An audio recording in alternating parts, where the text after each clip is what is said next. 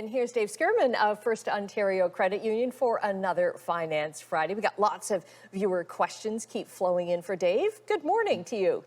Good morning, Annette. So we're going to get right into our questions here. This one's the first one's from Alf from Burlington, who wants to know more about what to do with his RRSPs. He says he's 70 years old. What do I need to do with my RRSPs before I turn 71? And what's the best strategy for utilizing them? And he thanks you in advance.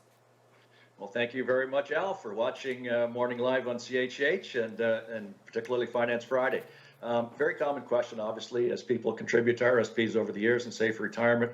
What do I do when I need to use that money or I get close to the age where I have to collapse it? And Alf is right. I did send Alf an email. We exchanged a couple of emails. He will turn 71 this year. So he does have to have the RRSPs collapsed by the end of the year in which he turns 71, so December 31st of this year. And you have basically three options for Alf and anybody else out there with RRSPs at age 71. You can cash them. Not the best option because you're going to have to pay tax on the whole amount that you cash. The other option is you can buy an annuity. And third option is a RRIF, a Registered Retirement Income Fund.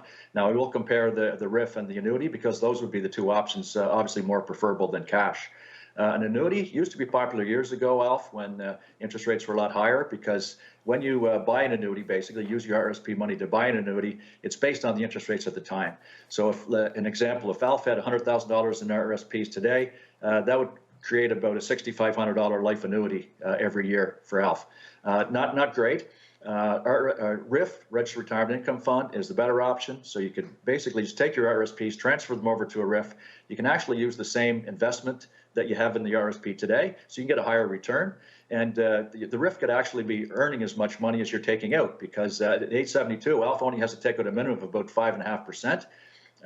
And if you put it into a mutual fund at 5% or more, you could actually be hovering with that RRIF balance and not reducing while you're taking it out. A quick comparison for that $6,500 annuity, if Alf put that money into a RRIF at 5% or so, he would have to live to 102 in order for the annuity to be a better option for him.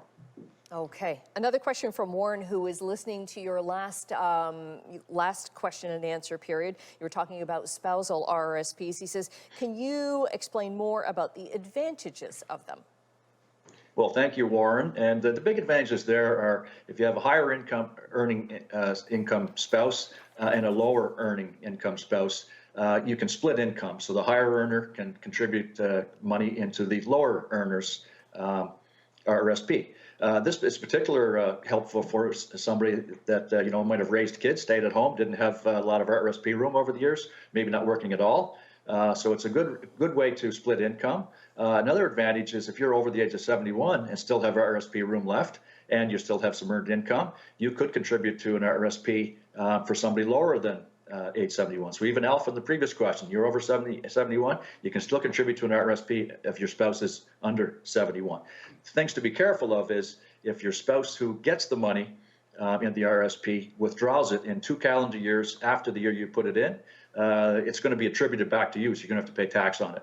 So make sure when you're making a spousal RRSP, it's really for the advantage of helping your lower income spouse or common law partner increasing their retirement savings. That's really the benefit. All righty. And again, don't forget that the deadline for contributing to the 2021 year is coming up on March 1st. Thanks very much, Dave. And if you have a financial question or a topic you want Dave to cover, email your questions. And they've been great ones coming in to financefriday@firstontario.com or get in touch through Twitter at finance_Friday. And if your question or topic is covered on air, like Warren and Alf's were, you can win a gift card from a local business in your community.